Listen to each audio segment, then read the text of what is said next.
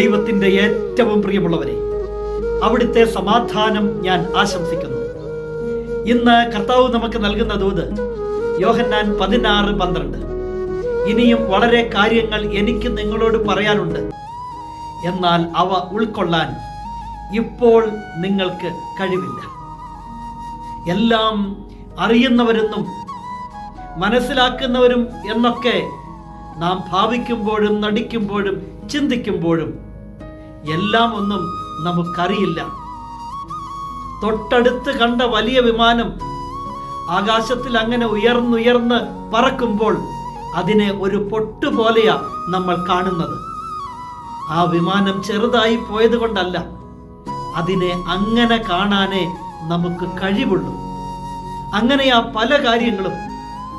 അപ്പോഴും കർത്താവ് പറയുന്നു, ഇനിയും വളരെ കാര്യങ്ങൾ എനിക്ക് നിങ്ങളോട് പറയാനുണ്ട്. അത്രത്തോളം അവിടുന്ന് നമ്മെ സ്നേഹിക്കുന്നുണ്ട്.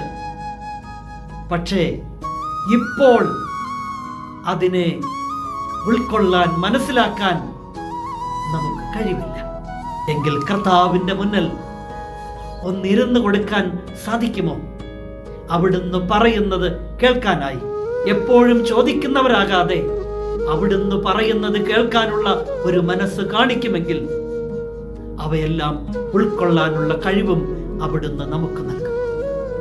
കരുണാമയനായ ദൈവം നമ്മെ എല്ലാവരെയും സമൃദ്ധിയായി അനുഗ്രഹിക്കട്ടെ.